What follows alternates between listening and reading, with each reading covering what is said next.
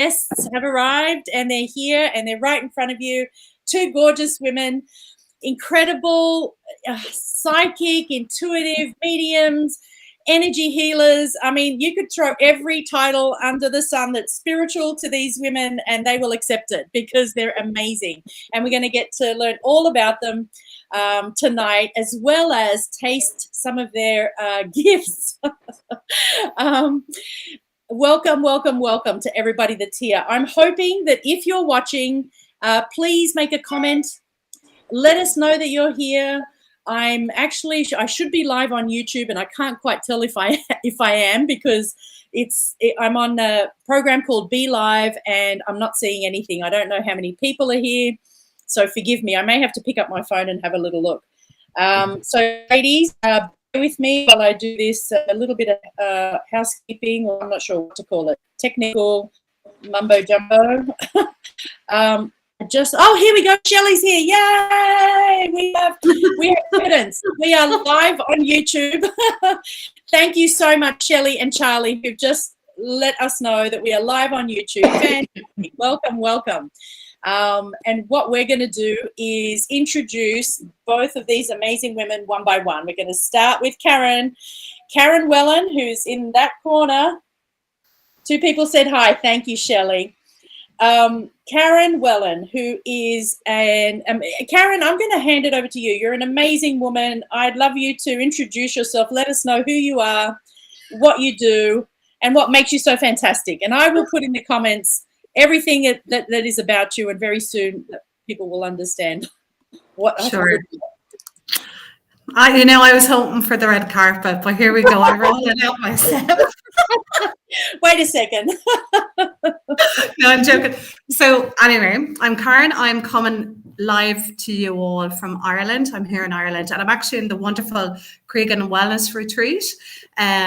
Of course, Roger, you would know that very well. Who am I? What am I?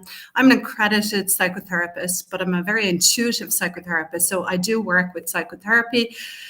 But when you get me in the room, God only knows what will happen. I'm a tantric teacher, and I'm an energy rising star teacher as well. I would have trained under Gabor Mate and lived in inquiries. So I would have sat with Dr. Joe Dispenza and learned all the energy work.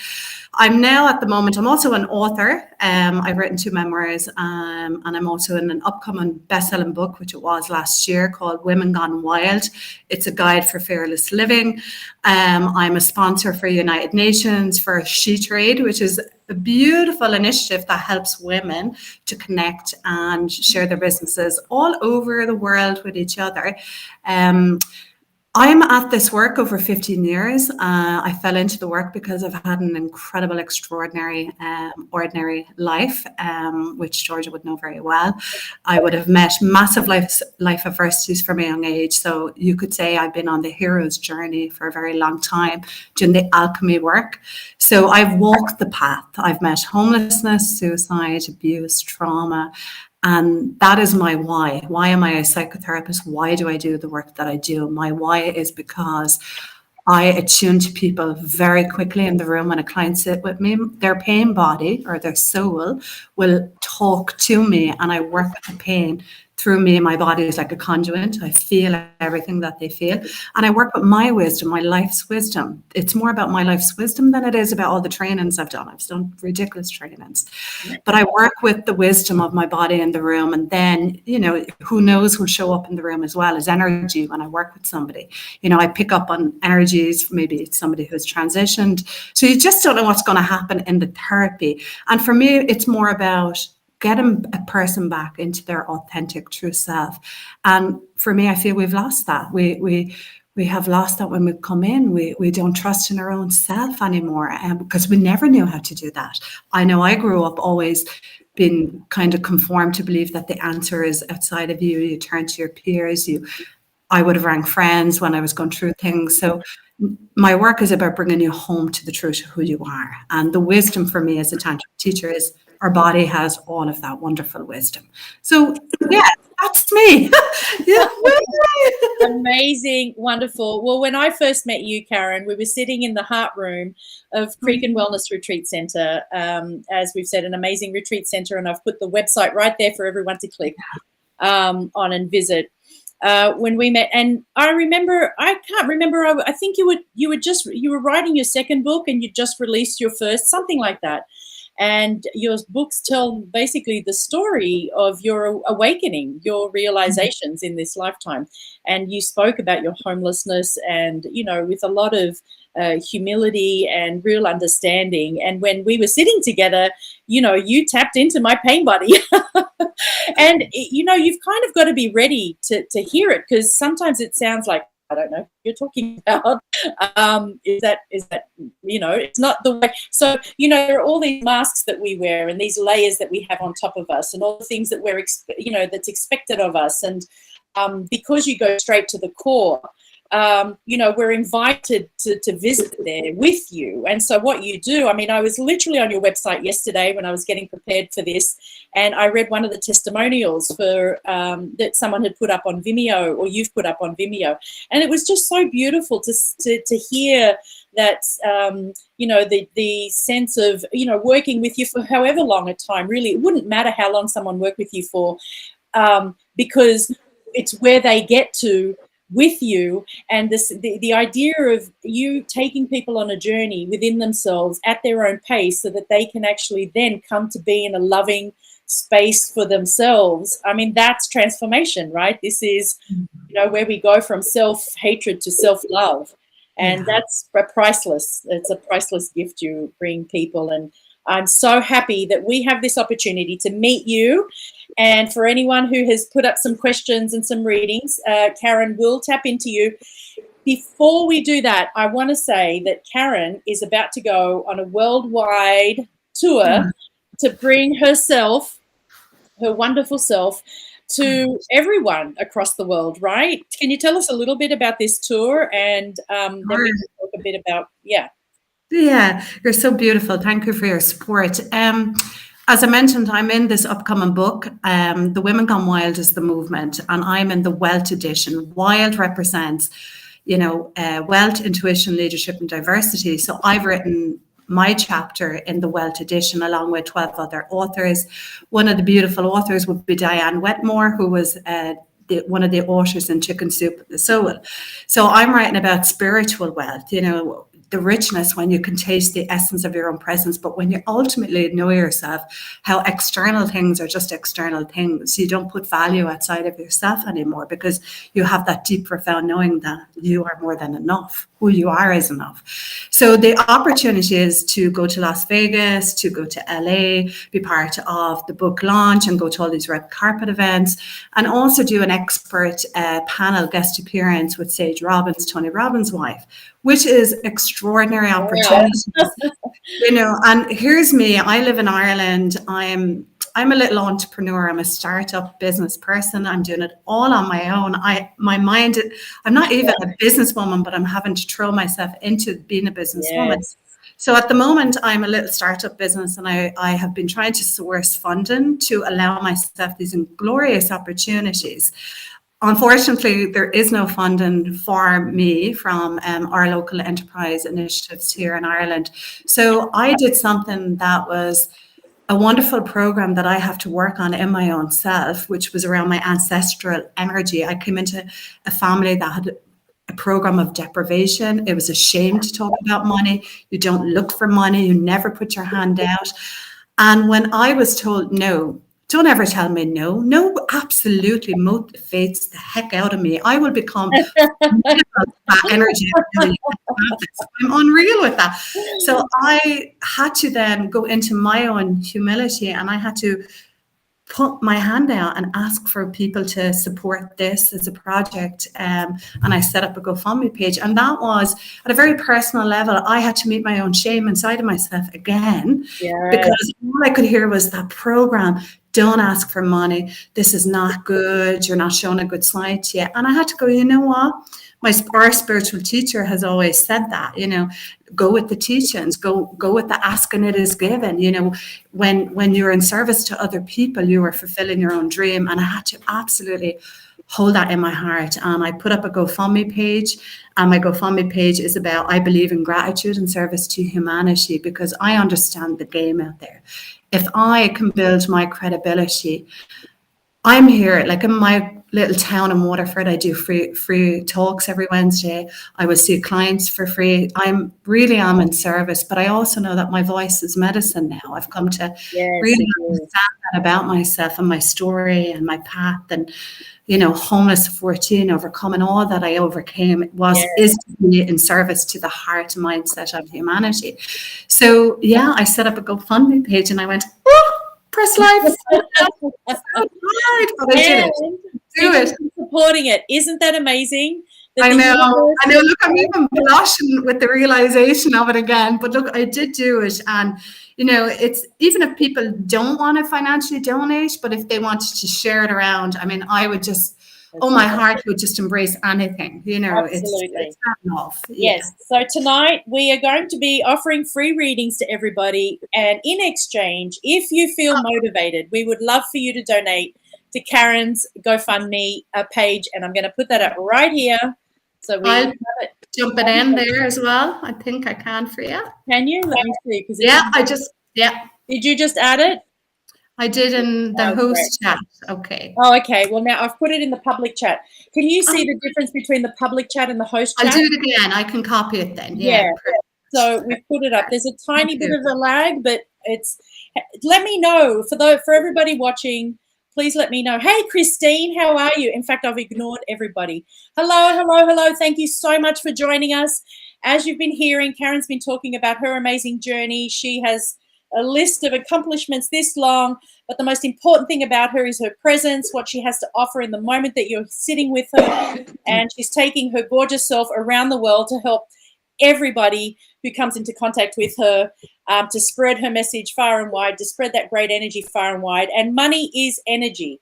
And as she's spreading far and wide, we know that the money will come in to support her journey. So I'm 100% behind you and supporting you, and I know everybody else will be too. And so we've got the GoFundMe. If you feel like donating right away, please do click on the link and send some loving energy toward Karen. That's wonderful. Thank you so much. And now, speaking of entrepreneurs and speaking of someone who's been in the high stakes, Shima, you were working in the financial world, weren't you, or something close to that, business world, before you became Reiki master healer and owner of an incredible business. So I now bring your attention to this wonderful woman named Shima Shavet, who I met only a few months ago, and we've become fast friends. I respect this woman highly. She has a great presence also, highly intuitive woman, a master Reiki healer. And, I hopefully will put up her post and you'll be able to see her Universal Healing Arts Center in Westchester that has both online and in-person classes. And Shima, take the floor. Tell us a little bit about yourself and how you came to do what you're doing. Well, I was actually working in corporate America.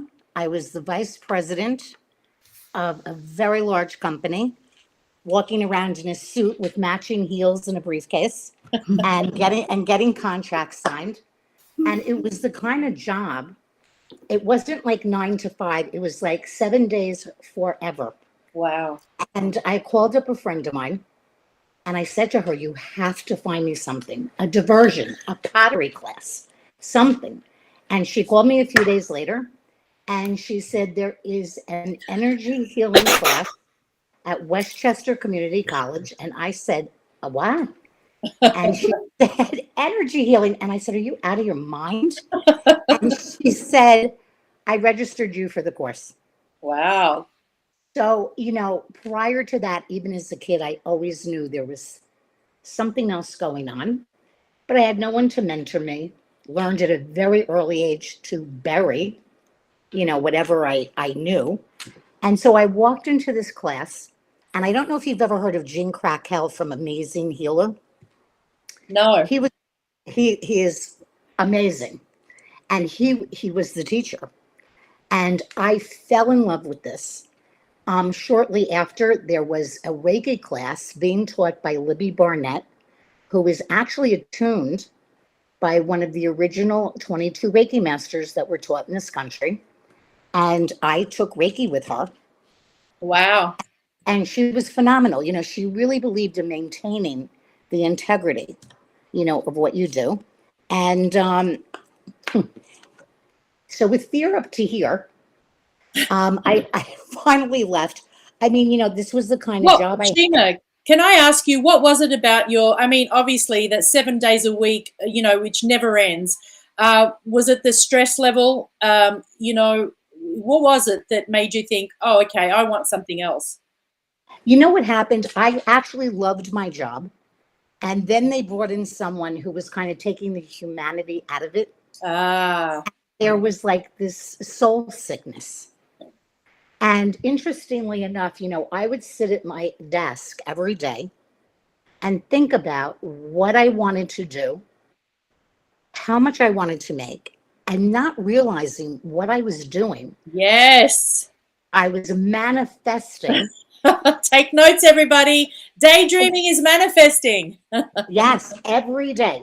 I mean, I would just like daydream about this. Yes.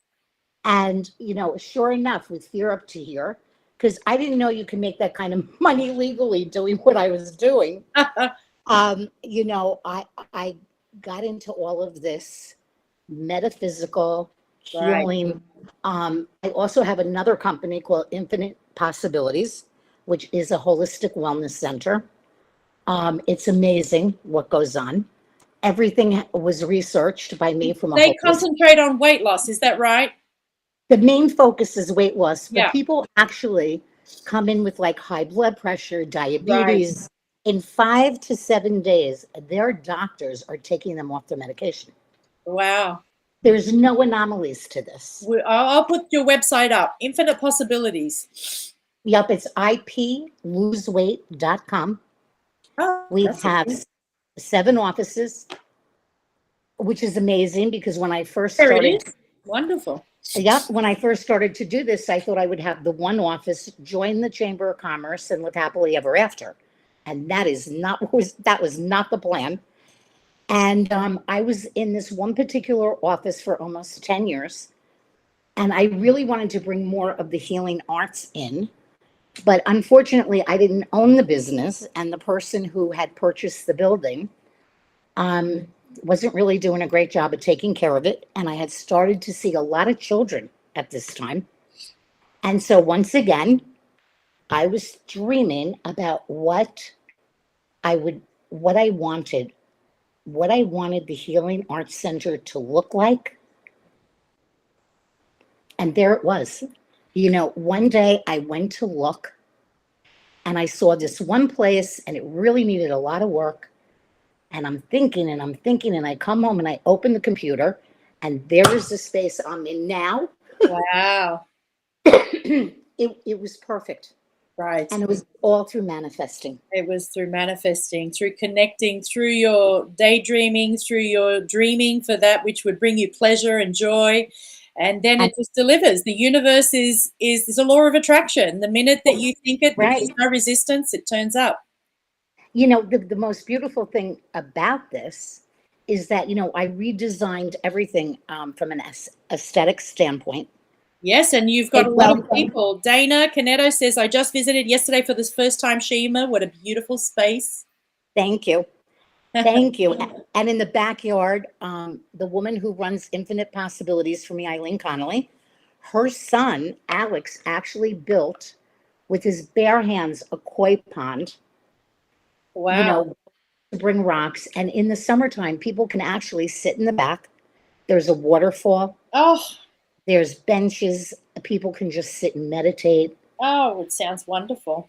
Yes. And the energy here is really, it's like beyond my wildest dreams. Well, so there's a vortex of wellness in the Westchester Center at your Universal Healing Arts Center. That's wonderful.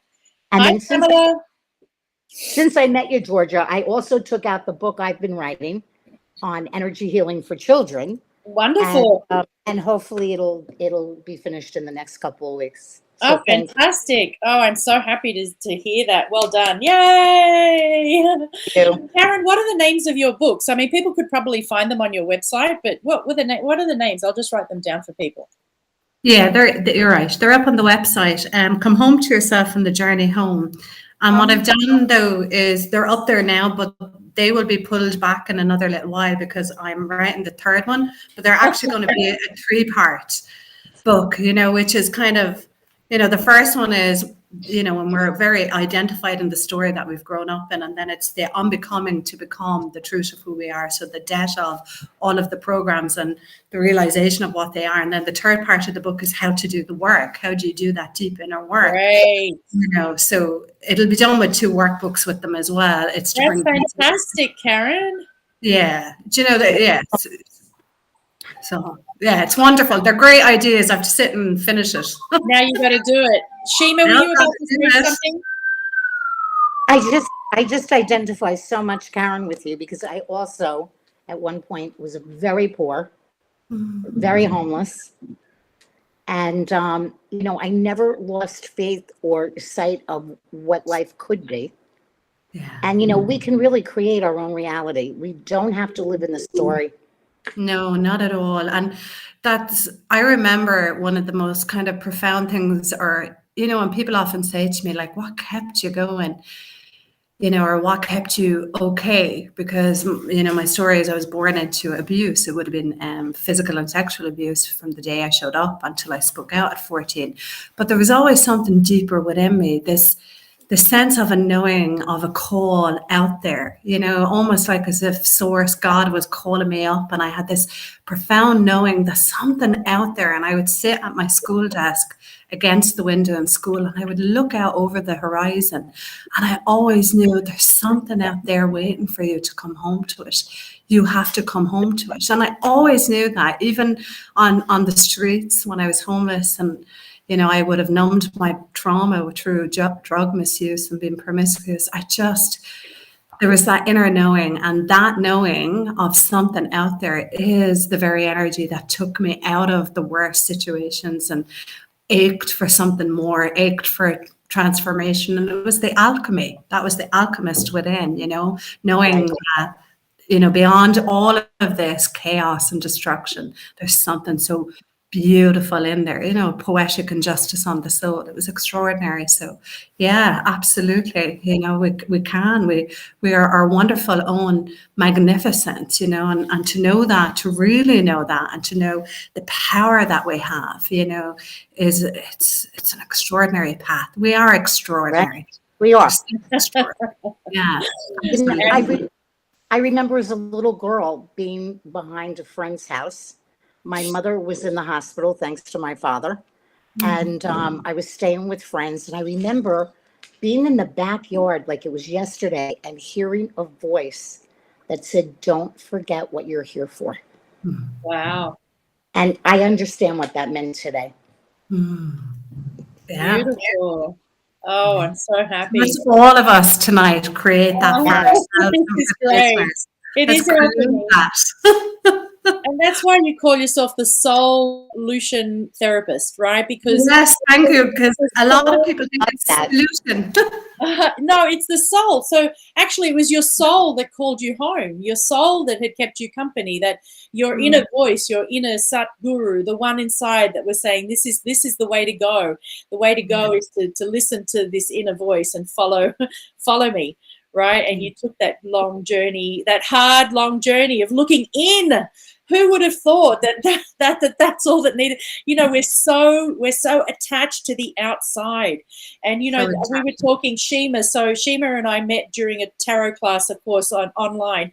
And when you're using the cards, for example, you're attached to the outside. And albeit that the cards are reflecting the inside, and that's part of the fool's journey, which you just spoke about. We're all traveling this fool's journey. But when we're looking at the cards, they're reflecting back in. Again, you're going from the outer to the inner, from the inner to the outer. But the magic happens when you start to dance in that relationship and you start to come closer and closer and closer, and you start putting, all of the outside stops mattering so much. And what really, really matters is this relationship between you and yourself, and the love that comes from, okay, how much can I accept of myself? How much more of what's coming in front of me from out here can I accept? How much am I putting out? How much of that can I accept? It's almost like whatever is right here, right now, has come for my acceptance. And it's the marriage to our soul that helps us accept, right? Everything comes in. Everything comes in. Yes, I'm a bad guy. Yes, I'm the prostitute. Yeah. I am. I'm angry. Yes, I'm happy. Yes, I do wonderful things. Yes, I've done so many horrible things. I'm doing a horrible thing right now. It all comes here. It all comes home. And when it's okay, it's magic. And I love that line. It's out of my favorite song that I have with Jeff, and I love it. The way out is the way in. I absolutely, you couldn't say it more simpler than that.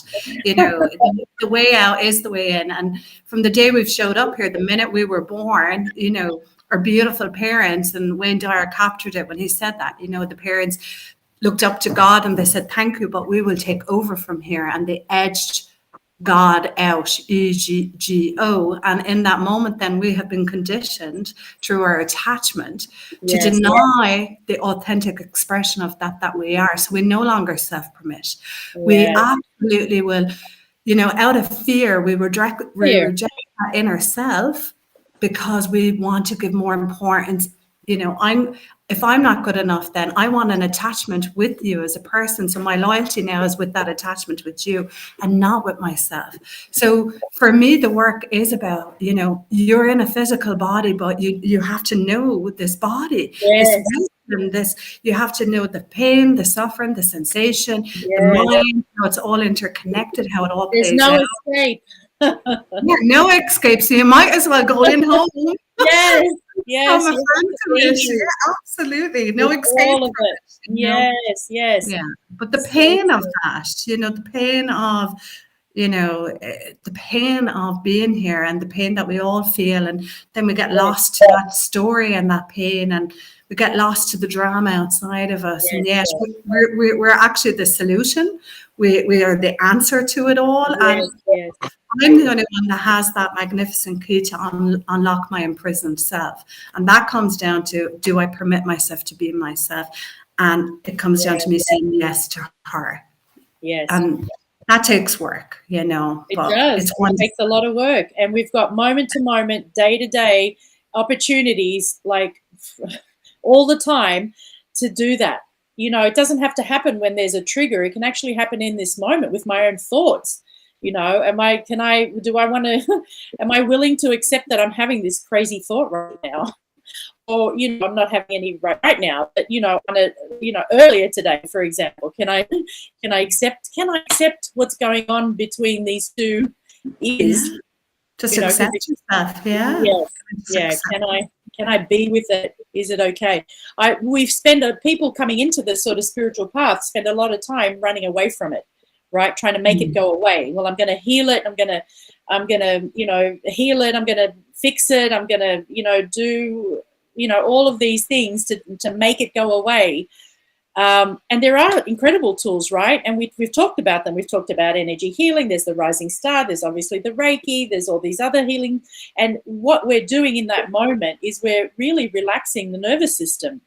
We're just taking ourselves from high stress and anxiety about whatever the theme is. I may have pain. I'm having difficulty in my relationship. I want to, whatever your intention is for whatever takes you to the healing.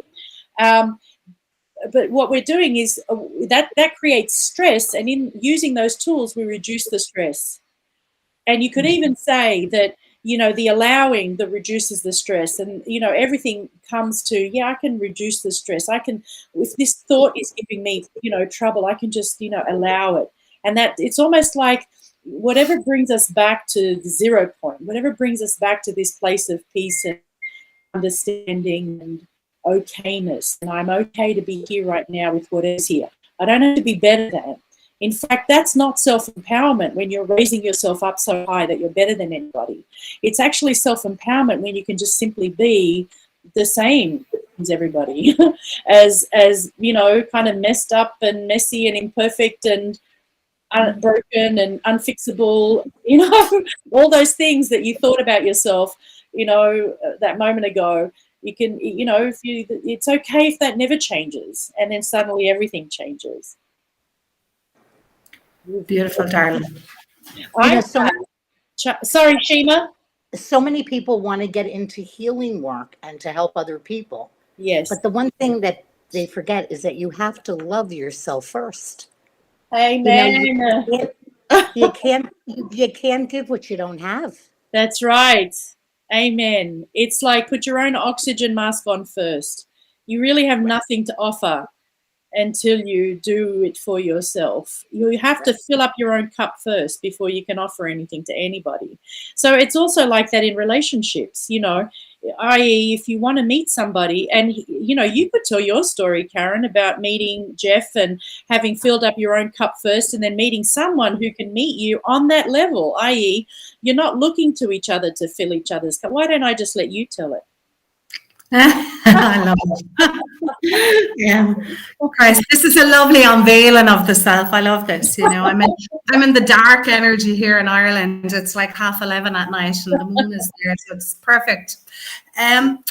Yeah, my awakening came, like any, like, look, we all have that blueprint, and obviously my soul called for. And also because of my identification with the self, the pressure had to be very strong because I was a very strong-willed young woman. So my awakening came when my partner of 14 years left, and I was being bullied in my organization very badly. And I was out of work sick. I had a tumor in my gallbladder. My partner had this emotional affair with a very old girlfriend of his. And I lost my home and I lost all my money, and I was 38, and here I am homeless with two very beautiful children that you couldn't hide it from at all, because they're, one was nearly 21 and my daughter was 14. And it was just so hard. One of the nights I spent sleeping in my car, put my daughter with a friend, and my son went to a friend, and I was driving around at nighttime and I was fine with it, but I was in the car with a blanket and really questioning, what have I done to create this into my reality? What is it about me? And I got very angry with God. I got very angry with life for testing me again. But with that came the Great Awakening. And the Great Awakening came for me when I had to look into the shadow side of myself. And the shadow side, as a therapist, I would look at that straight away with clients. It is that aspect of ourselves that we split off from ourselves, and it shows up in other people, but we judge it negatively in other people. Yes. It's just an attribute, And I had to meet that. I had to meet that part of me, that part of Karen that has the capacity of hurting other people. Yes. And when that happened to me, and I really met that side of me, there was this incredible debt on the chair. For 8 days, I couldn't sleep. I couldn't actually vocally speak. I kept crying. My friend kind of came in and looked after the kids. They both knew my kids are they're very highly in tuned, wonderful children. They've come in with that wonderful fifth dimensional consciousness. They know the game. They know what's going on. So they weren't afraid of witnessing my death of the inner self. So for me, it was the unbecoming. And there was a tree outside of my room, my sitting room window, and I knew I was still here by looking at that tree. I mean, I went through a dark night of the soul. I wanted to get off the planet. I had all of that crisy, existential, crisy energy all over me. And then I had an incredible dream on the 8th night. I had this dream that I was consciousness. I was traveling with the divine consciousness, and we were hovering over Earth, and it just said, you know what you're coming in for. And I looked and I saw myself being birthed as Karen, coming in as Karen, coming in to have all these life experiences. Wow. The minute I came into my mother's womb, I was hearing her heartbeat. I could feel everything she was feeling. And I lost that knowing of myself through the sensation of my mother's vibration and the programming of my mother. And I woke up and I realized I don't know myself in a real way. I've always been this version of a Karen based on everyone else's expectation of me. I've been a people pleaser. I'm the girl on the night out that you'd want to hang out with because I'll be the one up on the table. I'll do the wild things because if I saw that you were happy around me, I felt safe in your company because I was an abandoned child, basically. So it mattered to me what people felt around me. And I realized I did not know the truth of myself. So I went into I had to go quiet. I had to go in. I had to tap into that cosmic silence around me. I began to hear birds everywhere because I was coming back into my body. I was getting more present in myself. Wow. And I would go away to a Benedictine monastery and I would do a water fast for 3 days, and I'd sit in silence and wear a silence badge. And I would just go into reading Bible, other spiritual books, just devour my mind with other modalities. And I decided to become celibate. I said, I don't want to have a relationship with anyone. My teacher said, if you want to have a soulmate, go and be the best bloody mate to your own soul first. And I did not have her. You know, this wonderful girl who I was so trapped in the victim consciousness. I didn't celebrate her being a warrior, being a single mom at 19, leaving Ireland at 17, going to a foreign land, not knowing how to speak their language, know their culture. You know, I never celebrated her capacity at all. I was so poor me and why me, and that's okay too. But I had to emerge out of that. I had to give birth to myself all over again. And I spent 4 years not with anybody, getting to know myself, going off on dates with myself, love bombing myself, doing practice, her standing naked in the mirror and trying not to negatively judge my body because I was so consumed about my body as a woman, you know. Oh, how is a new man going to like me? Oh, my body, you know. And I had to stand in that mirror and speak to her with compassion. And that was very uncomfortable, but I got past all of that. And on a full moon, I did a deep meditation. And it was actually after a Kundalini, after I did the workshop with Derek, I ended up, my back went out for 11 days and I was stuck in the bed. And the Kundalini was happening. And this wonderful celestial goddess appeared at the end of my bed with my inner child holding her hand. And my inner child had a red rose. And that celestial goddess, I knew her. I knew her energetically. I knew she was always with me my whole life. She didn't even have to speak to me. I just knew her. And I went to take the red rose and they left and my back was perfect. And I looked up red rose and it meant the end of trauma. And I just, a month later on a full moon, I had my blinds up. I'm meditating with the full moon. And I said, I'm ready for the real. Bring in the real. I'm ready for that relationship with the real. That other mirror has to mirror to me the betterment of who I am because I've earned that. Boom. Yeah. 2 weeks. That was it. And now we're getting married after 2 years. So it's just. Oh, that's wonderful. What a great story. And they're all because he's in here. Let's have a look at your soulmate. Come on, Jeff. Into the camera. I'll just say hi to her. Get your head over here. You know the angel wings in Cregan, so put your little head in here after hearing all of that. Hi.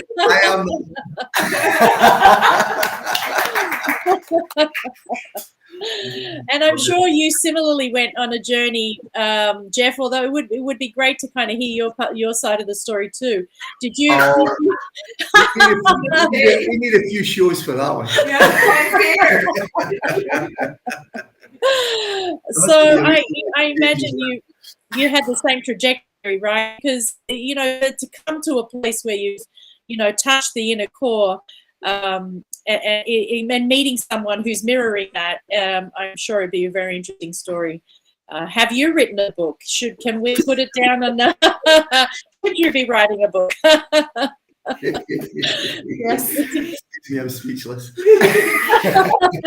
You know, we give life to the overcoming, right? And we give life to the becoming, and we give life to the alchemy, because we have these stories that are very powerful. And Shima, you too, and I'm really glad you're writing your book, especially when you've had a life that's been so full of adversity and you've overcome it, because a lot of people are experiencing adversity right now in the world, right? We're in a very dark moment with world war. Well, it's not a world war, but it's definitely a war, physical war, as well as the pandemic, as well as the economical difficulties. And the fake news. Nobody knows what's real, and it mirrors the propaganda of years and years ago, right? So everything's come back, and the cycle that we're in is huge. But we need stories like yours to kind of help. It's like the lantern with the hermit.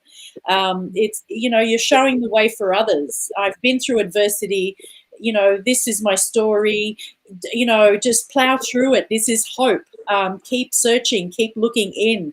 You're gonna find the end of the tunnel. Find to Jeff. All roads lead to Jeff.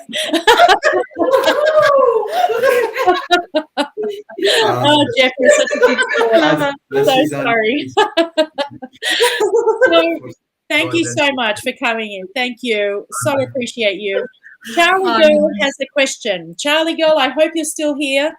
I've gone all the way down. Christine has to run and make dinner. Thank you so much for stopping by. Ali is here.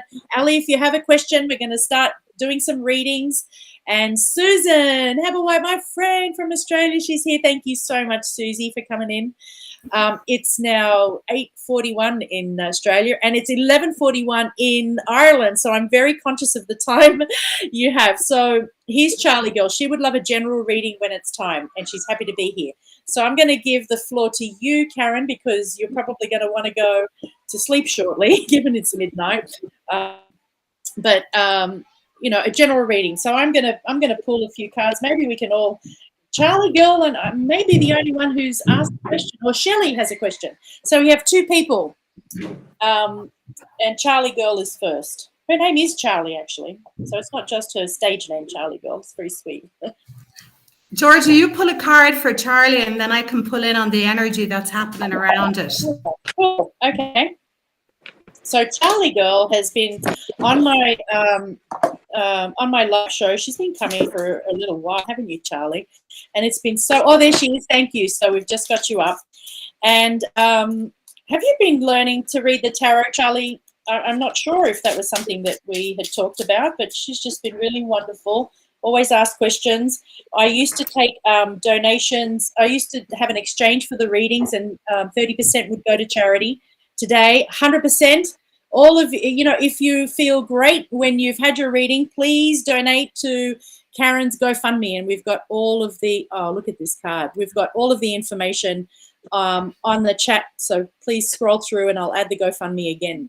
This is the Empress. And Pamela has a question. Thank you, Pamela. Pamela, I did not contact you 2 weeks ago. And Pam McGee, thank you so much. Everybody's going to get a reading. We've got 4 people so far, and I'll make sure we get everybody. So the Empress, can you see that? Venus, glyph.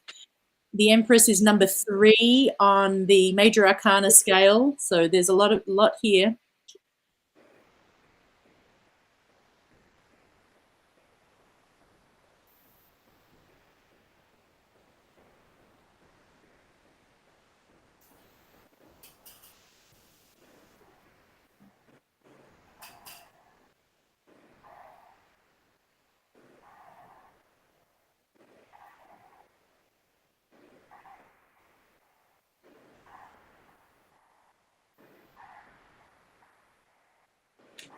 Karen, you're with us, right? Yeah, it's your card. I can't. You can't see it? Can you see it? Well, there you are. Show me. Oh, sorry about that. So this is the Empress card in the tarot deck, and it's the number 3 in the Major Arcana. And do you want me to talk about it? I'm quite happy to. Yeah, no, you can talk about the Empress card. Sure. Yeah, because I'm going to pick up on the energy for no what you're problem. So sorry about that. Sorry, forgive me the lull, everybody. So the Empress card, this is a general reading, and the Empress card is the one that represents the mother, the Earth Mother, and that's why she's sitting in her beautiful, very soft, very soft chair. She's got pillows behind her. She's propped up. She's often represented and often depicted pregnant.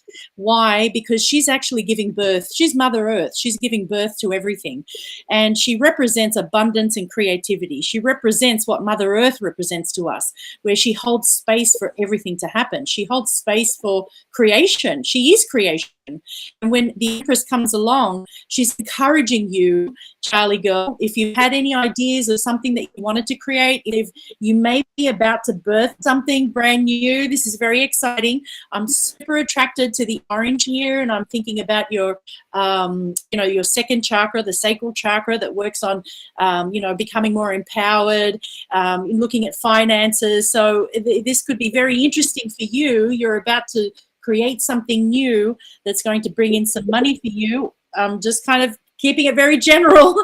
When I ask questions, and Shima will know this, I kind of drummed it home to everybody when we were learning the tarot. It's like the more specific the question, the more specific the answer. But today we've had a very different kind of show, right? So a general question is fine, but that's what the general question would be. Get creative, start thinking and daydreaming, start manifesting. Number 3 is the number of manifestation, and just know that the earth is supporting you, and that the energies of the mother and the creation is supporting you.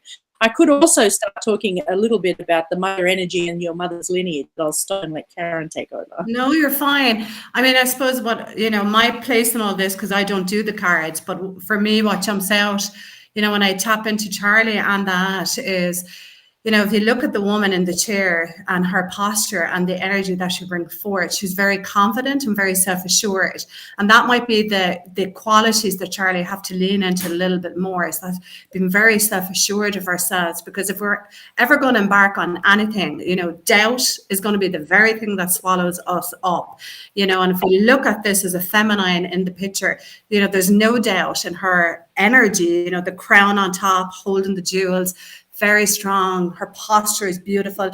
Doubt, will slouch forward. So if you ever want to decide on something, I would say bring back the shoulders, ground the body, open up the heart center, breathe, take a moment, go quiet, and then write down the question or the decision and just soul write for about 2 or 3 minutes, and your wisdom will show you what it is for you, because the head gets in the way, the ego just blocks it all. So definitely self-assurance is a beautiful quality in that card that's jumping out at me, and I love that. Right. And you have to stop being afraid. Yeah. Life is about risk, and if you do what you love, the money comes. Like, don't worry about that. Stop being afraid, do what you love, and everything is going to be fine. And you are the living testament to that, Shima, having gone from one incredible career to another, and the money does come, right? Right. Yes, wonderful. Thank you so much. Charlie, I hope that helped. I hope that was a wonderful answer to your general question. And if you feel like donating to Karen's GoFundMe. I feel terrible. Oh, wow. Here we go. Now we need to unpack that. I don't see it on the screen. What is I've just put it up, and in fact I'm going to show it. Yeah, I'm going to hide message from the screen. I'm going to put this one up. So the GoFundMe is right there. You could even just go to gofundme.com. Oh, Dana asked a question. Absolutely, you can have a reading too. And we've got a few people here. Pamela P has a question. And, oh, yeah, Dana, you did. Thank you. And Shelley has a question. So Shelley went before you. Dana, if that's okay, we will. So Shelley has a question. Shelley, if you're here, please let us know what your question is. I love the way we're working together, ladies. This is super awesome.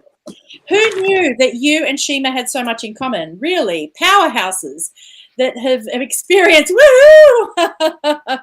We're all one. We're all one. I love it. Shima is a woman gone wild. Yay. That's wonderful. Okay, so Shelley, if you're here, type your question in. We're ready for you. Maybe in the meanwhile, we'll go on to Dana, who has a question. I welcome a reading. Dana, I asked for a general reading. Can I ask a question? Yeah. Dana, if you have a question and if you want to have a specific question, just ask it straight up. So whilst we wait for that, I'm going to talk about a online tarot course at Shima's via Shima's Universal Healing Arts website. It is an online Zoom class. We'll be getting together once a week on a Friday for an hour and a half, and we'll be doing exactly what we did today, which is looking at a card, deconstructing it, and talking about, the symbols in the card. And then by the end, I mean, we did it so fast, Shima. It was a great class. I pack a lot in a short period of time. Yes, Ali, you can have a reading too. Absolutely. You will get a reading. And I'm really grateful that we have everyone coming on and asking for readings. Thank you so much. So if you go to universalhealingarts.com, you will see the information for the tarot course. And I've also advertised it on my pages. Instagram is the best way to get me nowadays, and Facebook. So Shelley, here she goes. We've got Shelley. I need to contact the agents and publishers who are considering my new book. Should I be patient and wait? So do I need to contact them, or should I be patient and wait?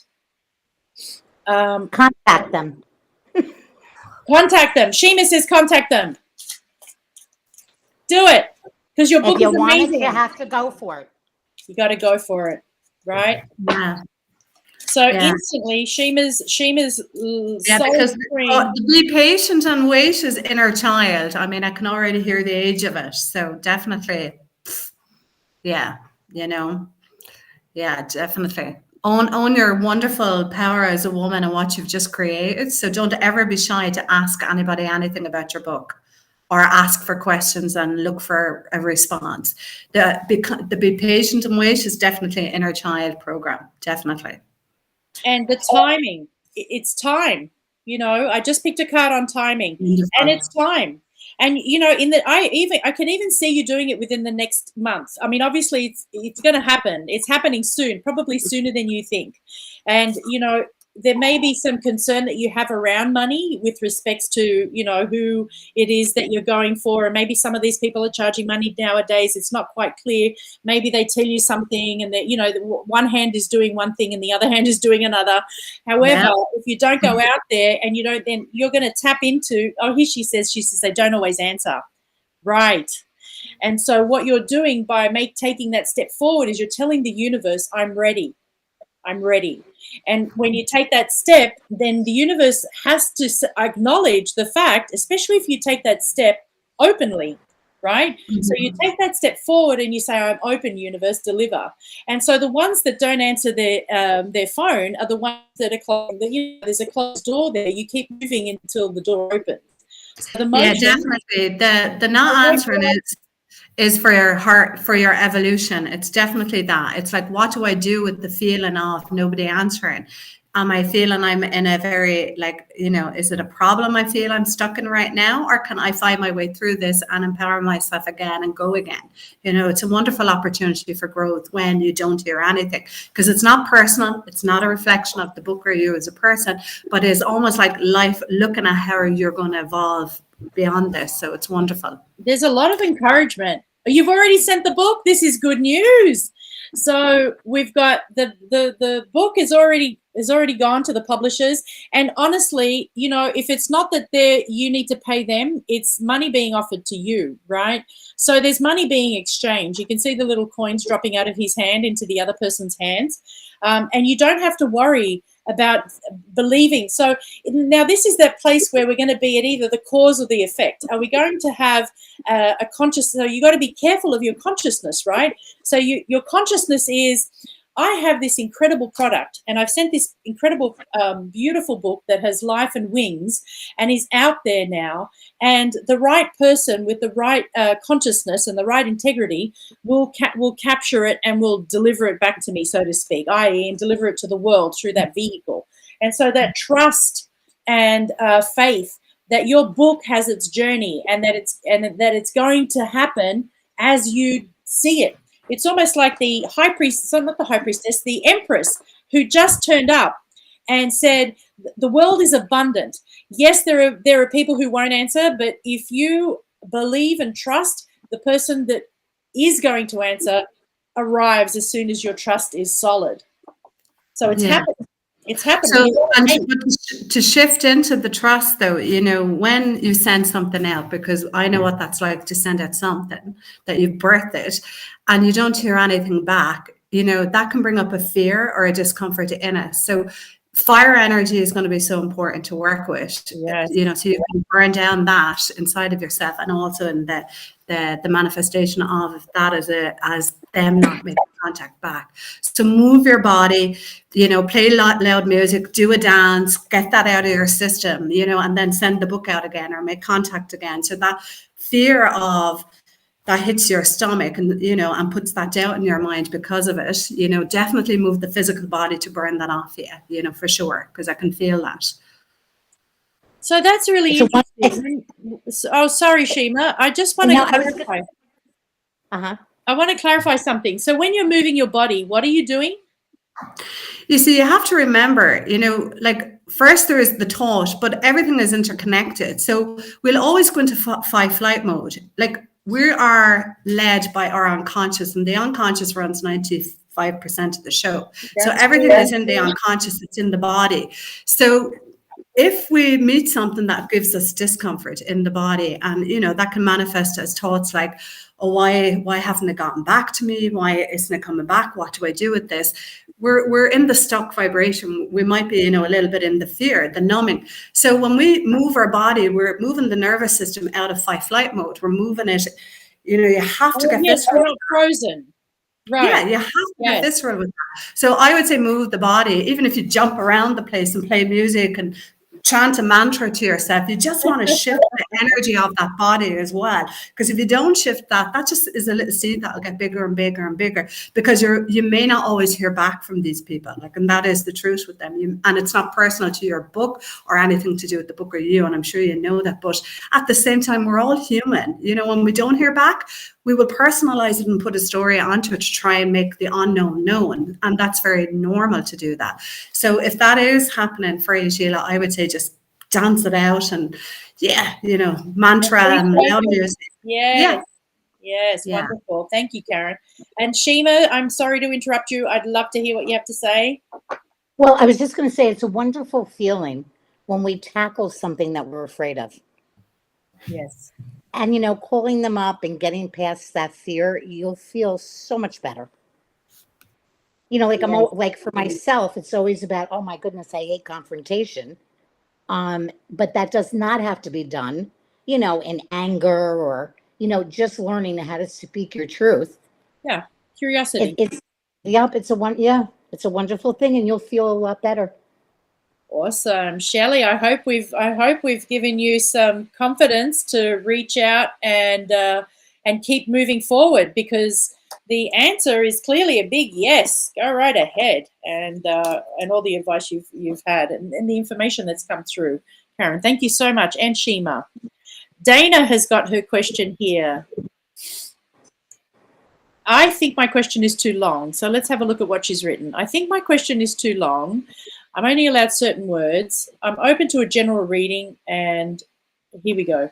She's a healer and a facilitator for women, and I'm also stuck in my job and feeling like it's been a long journey to get out, and would like the guidance where I need to shift to transition. This is the place I am most stuck. The work I am here to do with women is my passion, and the job is still there, draining my energy. Debt is there, and it takes a long time to get rid of debt. To take the leap, it takes a long time to take the leap and just keep coming back to the story that I am in debt, therefore cannot leave there. Oh, Dana, I feel you. Feeling like it's a catch-22 in a sense, if that makes sense. Okay, ladies, shall I pick a card, or can we just jump straight in? Because I'm sure that, Shima, you could definitely relate, right? And the truth of the matter is, you have to, if you're not happy at this job and you're not filling your life purpose and you're doing it only for money, I would say run. Get out of there now. Look what we got. You will find something. Yeah, there you go. So, you've got stability. The job gives you stability, and what you're looking for is freedom.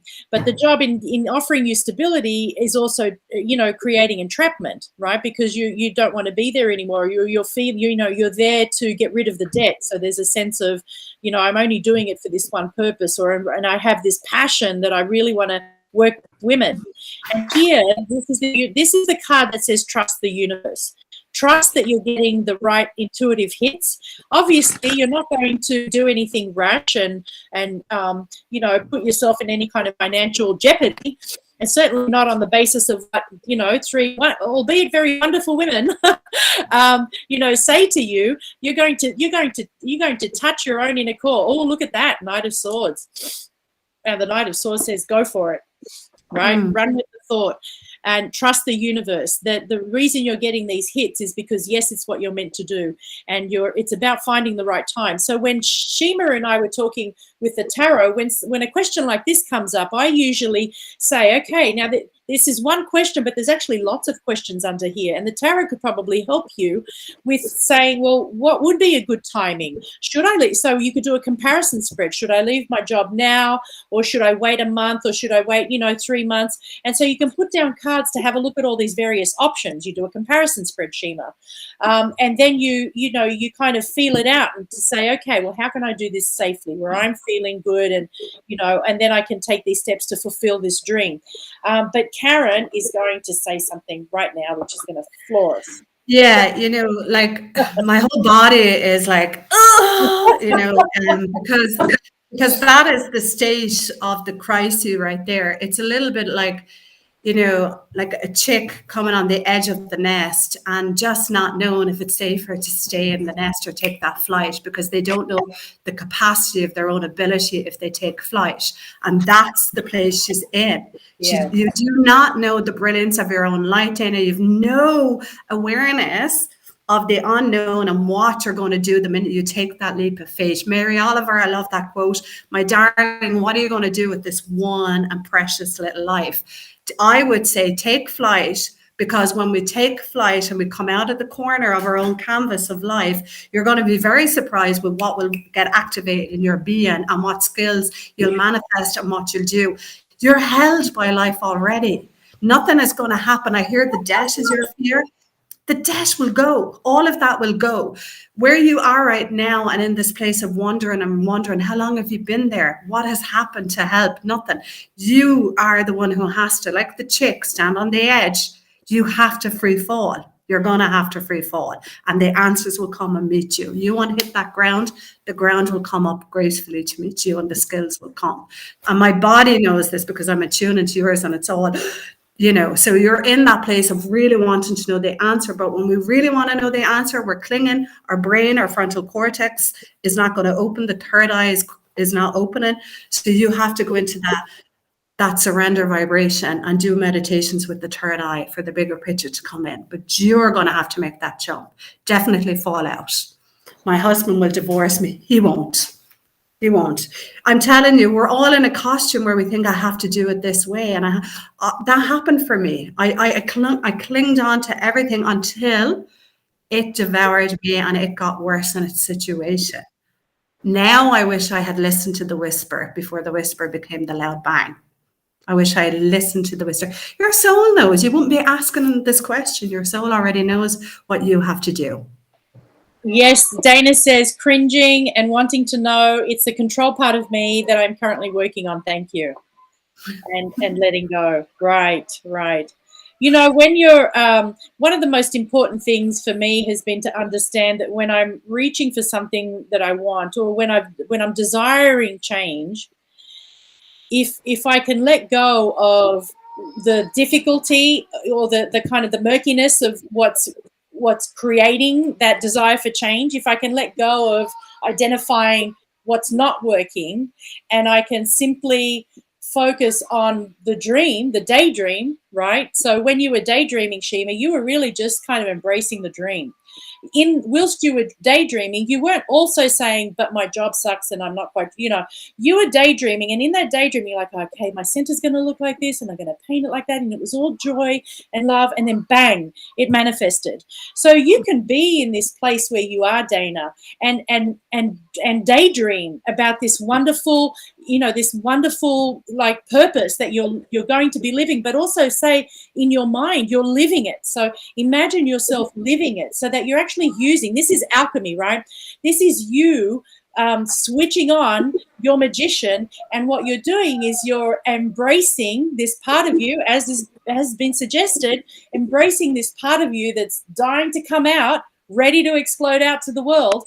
But what you're doing is wherever you are, you're embracing it and you're daydreaming into how wonderful it's going to be without any Georgia, concern. look at your expression right now. If you look at what you're doing and what you're doing, I mean, she's in the birth canal of her own self, and every Look at the fool. yeah, every transition, every growth has a pain to it. You know, when we were children, we had physical pain. When we're giving birth, we'll have that psyche pain. I mean, she's in the birth of the canal, and she's just after answering it for herself, because she said, "My soul knows in my bones." She knows. Yes, she knows. Absolutely perfect. Time to leave the nest. She feels it in her bones, and when I'm doing this work, I'm so alive. Ah, wonderful. It's time to take that leap of faith. Wonderful. So happy for you, Dana, and so happy that we were all here to encourage you in your wonderful journey. Thank you so much for coming on. And Dana, I can stay for one more. I'm perfect for one more if there is. Yay, let's do it then. Let's do it. Thank you so much, everybody who's asked a question. I'm going back up my feed because I know Ali would love a reading. But before Ali, let's see if there was anyone else. I'm going to show the GoFundMe again. Please feel free to donate to our wonderful woman of the day. And we have, new messages below. Let me see. Pamela P has a question. Pamela P, if you have a question, please write it down and we'll answer it. And Pamela McGee, if you would love a reading. Pamela, would you like a general reading? And Ali, so there's three. There's Pam P, write your question in. Pamela McGee, who's also got a question, and Ali. So they'll be the three that we end up with, because it'll be 7:30 in like the shake of a lamb's tail. Can I just ask a quick question? Yes. With this GoFundMe, is it 22FF4CA7? Yes, 22FF4CA7. That's the number that you would put in on the page of GoFundMe, and you will see Karen's wonderful, gorgeous face. Gosh, you look so dolled up in that photo. So beautiful. No, it's 6623. We've got the wrong one? How is that possible? Because I went wrong GoFundMe? What happened? Who are we sending money to? They're meant to get it. They're meant to get it. No, so the number is 66. All right. Oh, good Lord. I love it. They're meant to get it. It's all good. We're in service. Yes, we are in service. Okay. I'll call it out to you, darling. It's 66235. 66235 27F. 27F. All right. F is in Frank? Yeah, and it's a small F as in France. Yeah. I went on before. I couldn't find you. And the name of it is I Believe in Gratitude and Service to Humanity. Oh. Hold on, there's more to that. Then I'm going to hide that because that's not. So 66235 27F. Yeah. Great. All right, that should come up. Well done for copping that one. Oh my God. Shima, thank you. And you're welcome. See, you're minding me already, Shima. I love you. Thank you. So funny. I'm so sorry. So I hope everyone caught that. The GoFundMe page and the number is 6623527F. F for fantastic. So Pam,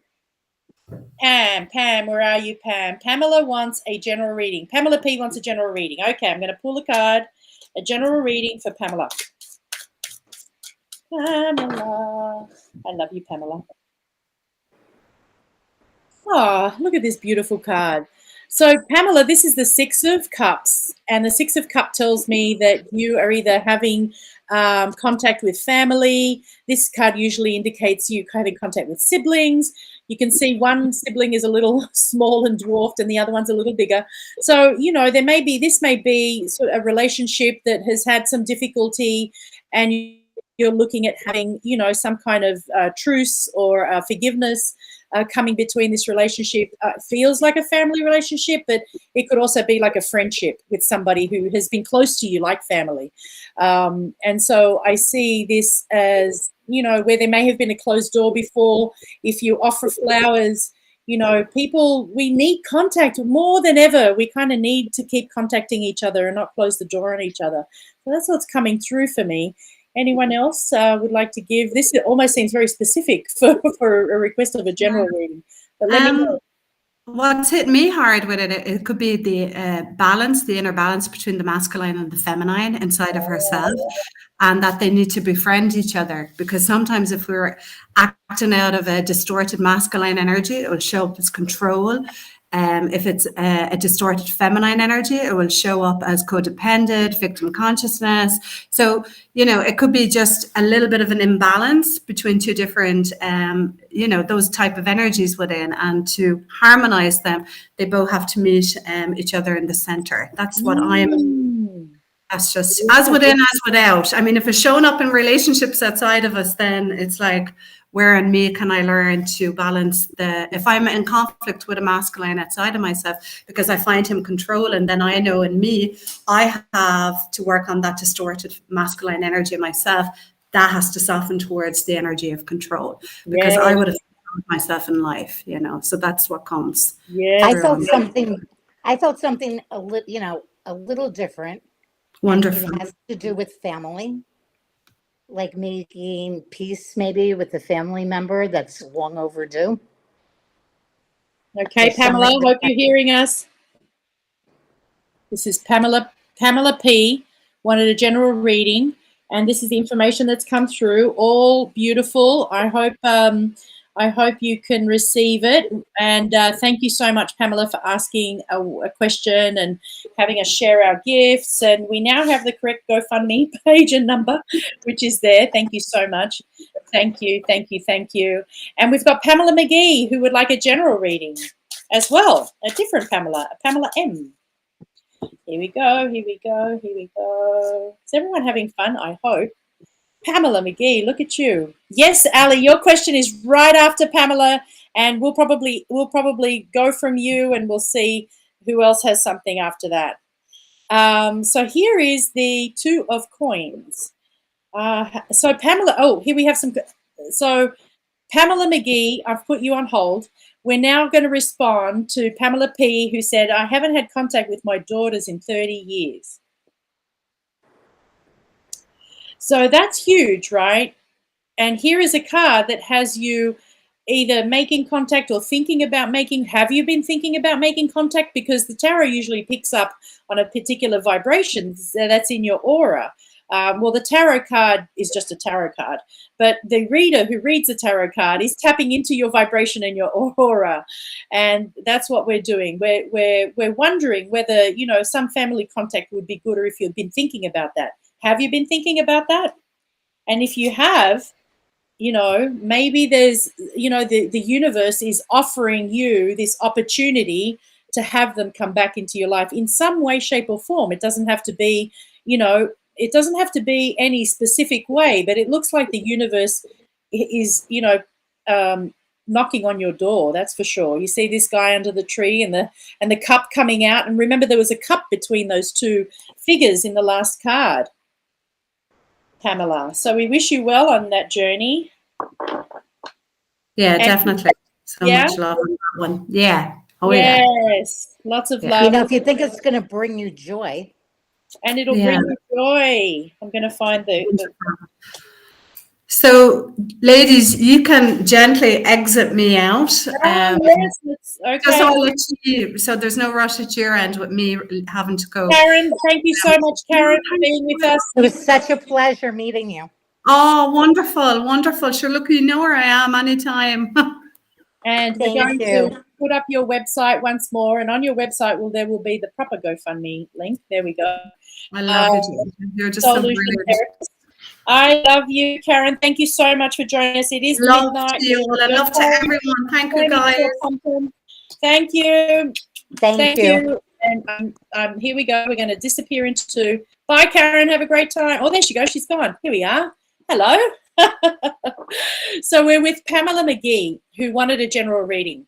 And so we're going to, oh, here, Pamela says, yes, I have been thinking about contacting him and keeping in touch. And so, Shima, do you want to pull a card for how it will be, what it looks like for Pamela P contacting him and keeping in touch? Because yes, we've picked up in your auric field, we've picked up that that's what's happening, and that the opportunity is being offered by spirit. You know, you're tapping into the universal highway. You're getting the intuition, and then the thought comes to you. And oh, look at this, the Lovers card. Wonderful. So Shima, tell us what you think. You know, this is a very tough one for me.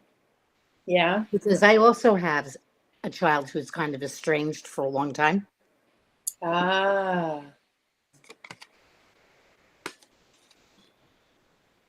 So the Lovers is about choices. And, you know, there are three people in the picture.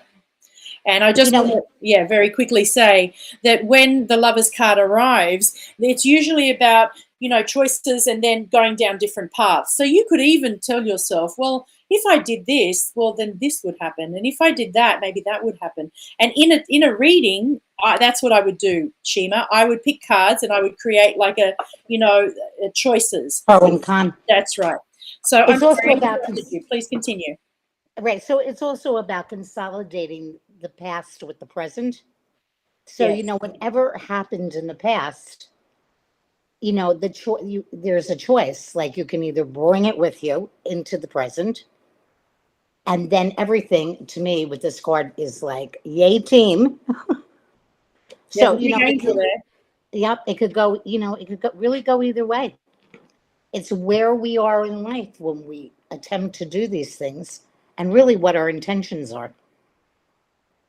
So she's been thinking about making contact with him. We pulled a card to say, well, you know, what if you do contact him? You know, what if you contact him? The thing with pulling cards, you've got to be very specific when you pick up a card. Why did you pick that card up? And therefore, when you pick the card up, it doesn't answer the question. So we've got that you've obviously got choices to do this, to actually make contact with him, and that it's being ordained by spirit. We've already had spirit show up in your reading a couple of times. We've had the spirit come out. So the universe is suggesting that you make contact, and it's really clear that you have the choice to do so. It's almost like these doors of opportunity that open and close every now and then. And whether you like your intuition's like said, hey, why don't you do this now? Because we don't know what the future holds. We don't know what's on their trajectory, what's on your trajectory. If the universe says, hey, knock on that door, pick up that phone, make that phone call. When you are the fool and you have given, you know, your will up to divine will, well, if the divine will is saying pick up the phone and make a phone call, just do it. You've got nothing to lose. You can't keep thinking.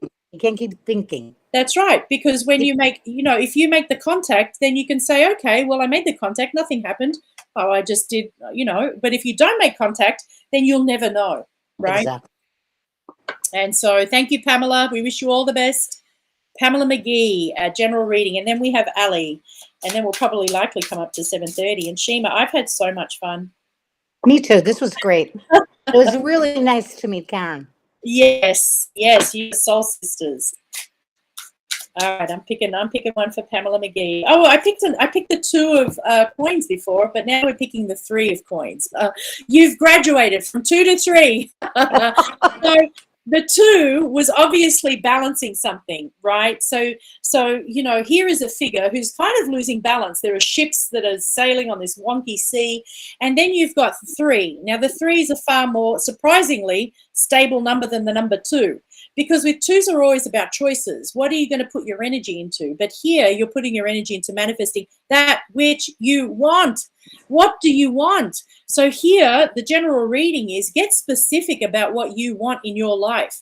Do you want to create more love? You know, do you want to create more opportunities to get together with friends, you know. This is my focus. My focus is, how can I create more love in my life? You know, what can I do on a daily basis with the challenges that are here in front of me? How can I be more loving to myself? How can I allow whatever's happening with whatever I'm feeling to be okay right here, right now, without pushing anything away? Like, yes. And here you're creating something. Here you're doing something fun. Shima. Well, she's also going to get support and guidance in whatever it This is is she's guidance, choosing to do. absolutely. These people are holding up plans to this person who's working on the wall. He's like a plasterer or a painter. He's doing some kind of work, and they're kind of holding the, you know, the plans in front of him and helping him. That's really wonderful. So help is on the way, Pam McGee. I hope this is a Rebecca. My lovely friend Rebecca is here. Hi, Rebecca. We may have some time for a reading.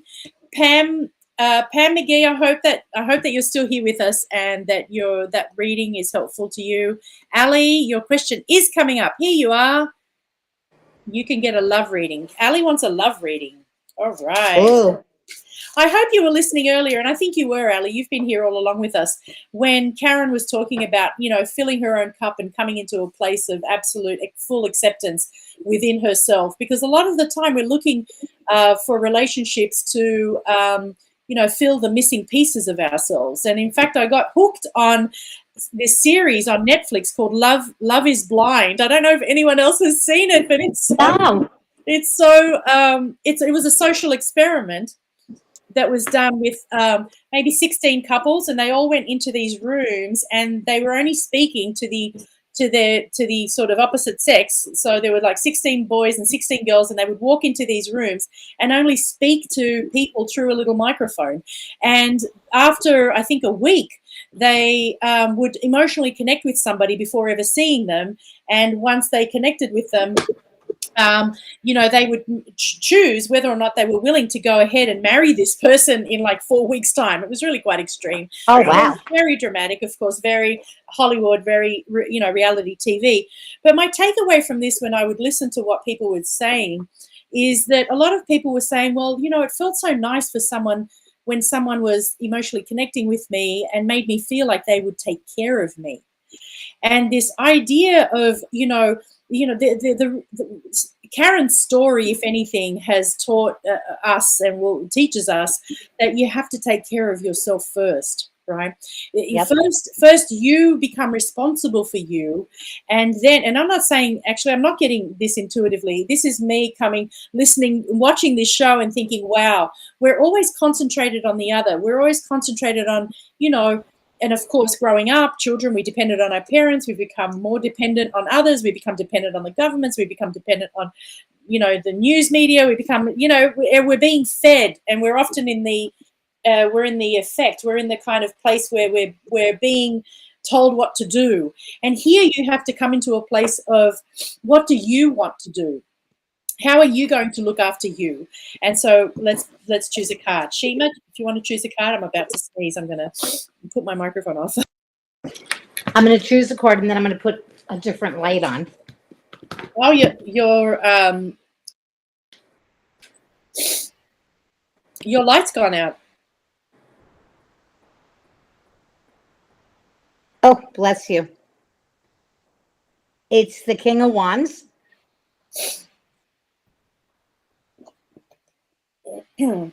Okay, can you hear me? I think I got a sign. Now I can hear you. Oh, good. It was the King of Wands. So you're just putting the light on. So whilst Shima is putting the light on, I'm going to pick a card too. And we've got the Five of Cups. So, Ali, I'm going to say, have you had a recent relationship that didn't work out so well, and are you still thinking and thinking about it?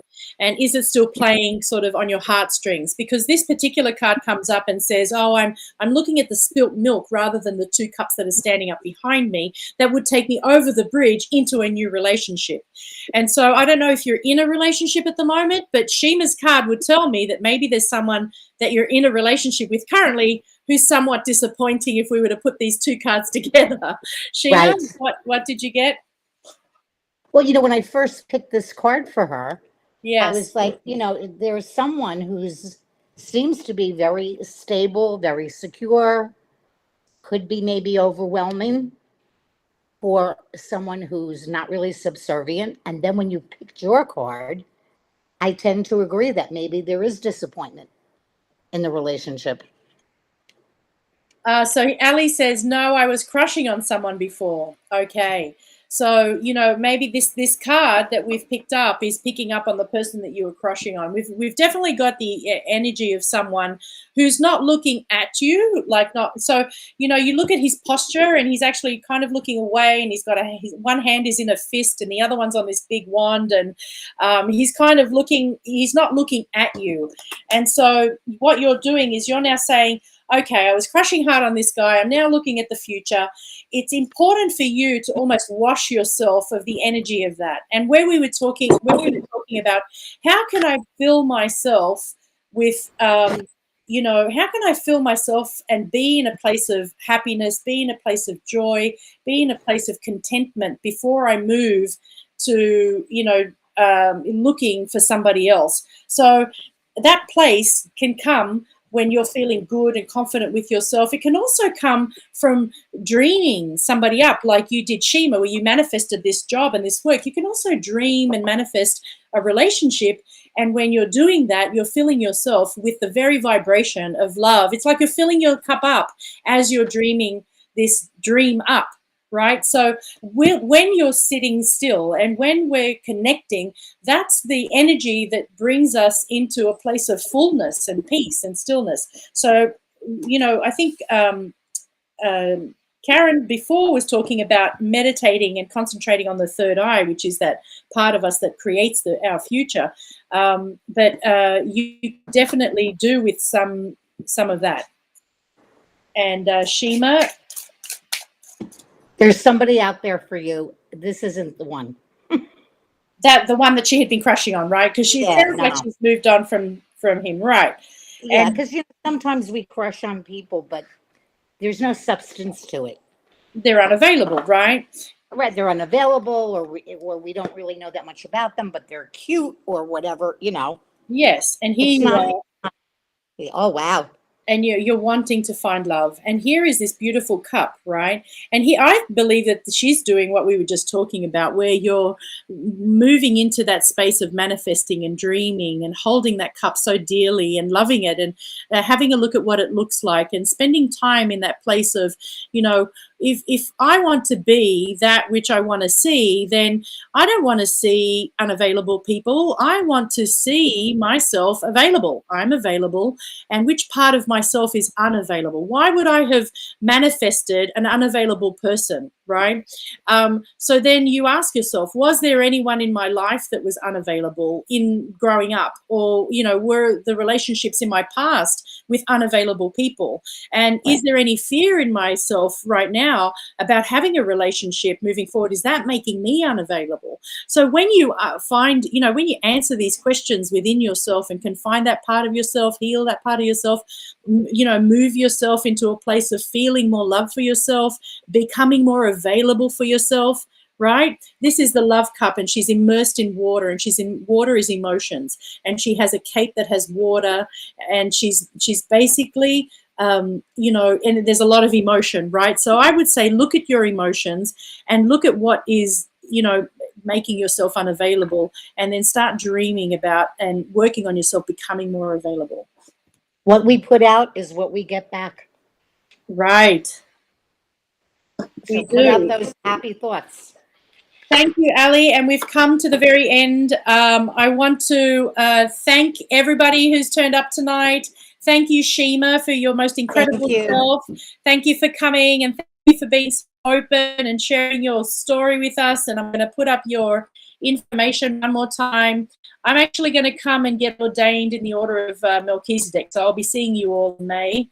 Oh, wow. Pretty good thing, because Melchizedek is one of the ascended masters, and he actually has had physical lives, many physical lives, and he's been spoken about in all the Bibles, or most of them. He's certainly in the first, and I think maybe mentioned in the second. And because of that, there is a whole order of monks and people and priesthoods that allege to him. And he has been coming up. I have these cards. Very quickly, I'm going to show them to people. Here they are. The Keepers of the Light cards. Does anybody else get these Oracle cards? I think they're amazing. I have them in my shop. Oh, so at Universal Healing Arts Yep, we have Centre those in Westchester, Cortland Manor. I'll have to drive up and say hi one day, Shima. Are you actually at the shop? a lot of times I am. Oh, cool. Well, I'll come and visit. We can see one another in Oh, I would visit. love that. I Right. would love that. He's Melchizedek, and he is higher learning. And so, yeah, I've been vibrating. And when I went onto your website, it was like, oh, I think it's time. I think I need to put some of those angel wings on my shoulders and feel the lightness of his being. Because, you know, sometimes you'll be Yeah, I'm there. going to do it as well. Yep. We're going to do it too. Why not? Yes, I am. Let's get some more higher initiations going. Because the more we bring ourselves into the light, then the lighter we feel. You know, we got to lift the lower vibration. And I can get very intense when I'm looking at doing my shadow work. I did want to tell people about Unpacking Pandora's Box. But you can go to my website, georgiamarantos.com, and have a read about doing shadow work with me. Come to learn to love yourself. Come to learn to love all the dark corners of your Pandora's box. And we'll be doing it in a really beautiful, loving space together over 3 special days in May, the weekend of 6, 7, and 8. So thank you so much, everybody. Thank you. Shelley. Thank you, Shelley. Jeff Bridges. Oh, that was Jeff Bridges, was it, that we were talking to earlier? Oh, Vivian, thank you so much. Oh, thank you so much for watching. Thanks, everybody. Bye. Thank you. Great night. Take care.